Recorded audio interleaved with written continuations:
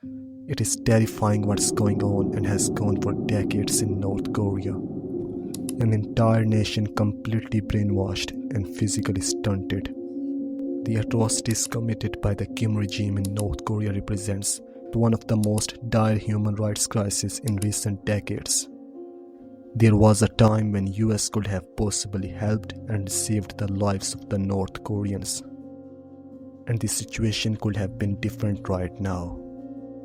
The story starts with the Korean War. At the end of the Second World War, the country of Korea was split into the Communist Democratic People's Republic of Korea and the American-backed Republic of Korea. At 4 a.m. on 25 June 1950, the North Korean army launched an all-out offensive against the South Korea.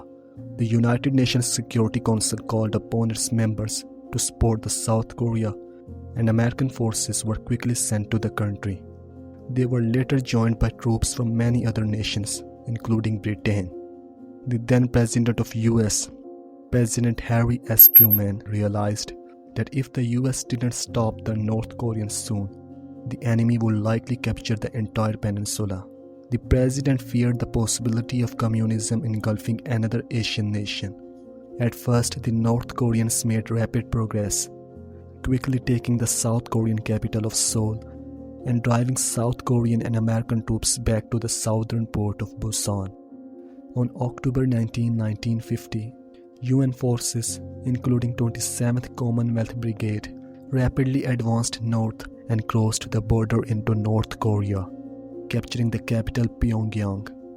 By late November, they had moved up to within 40 miles of the Chinese border. President Truman had dismissed Chinese warnings that the advance of US troops towards its borders would result in war. But in November 1950, the Chinese People's Liberation Army intervened on a massive scale, halting the UN advance. China's entry into the Korean War marked a turning point. With their massive manpower and determination, Chinese forces quickly pushed back the UN and South Korean troops. The Chinese launched a series of successful offensives and managed to retake significant portions of the Korean peninsula. China had no intention to enter the Korean War in the beginning. It just started its largest demobilization of its army 5 days before the start of the Korean War, reducing PLA from 5.4 million to 4 million.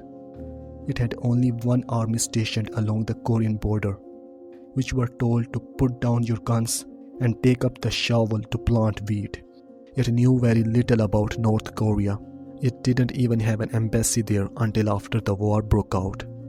But the US decided to not only support South Korea, but attempt to unite both Koreas under a pro-American government. The US first told China that it would not cross the 38th parallel. Then it crossed it. Then it said it would not cross the 40th parallel. Then it crossed it.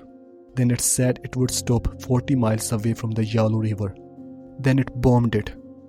By then, China became convinced that the real target of the US was China.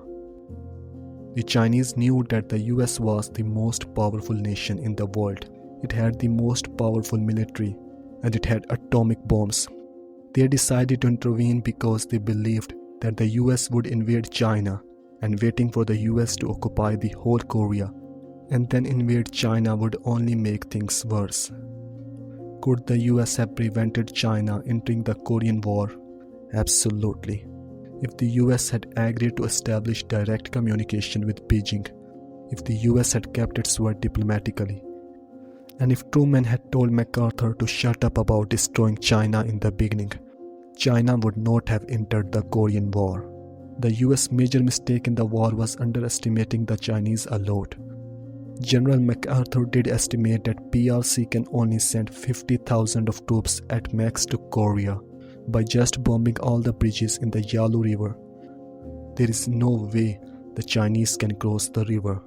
To everyone's surprise, the Chinese crossed, and they crossed with more than 250,000 men by waiting the river to freeze as solid as rock before crossing. At peak, there is around 1 million Chinese crossed the river over the course of the war. This is way higher than what the famous general had predicted. If Macarthur had camped his troops a little bit south closer to the Gangnam mountain range, the UN forces might have a chance to win by using the high ground.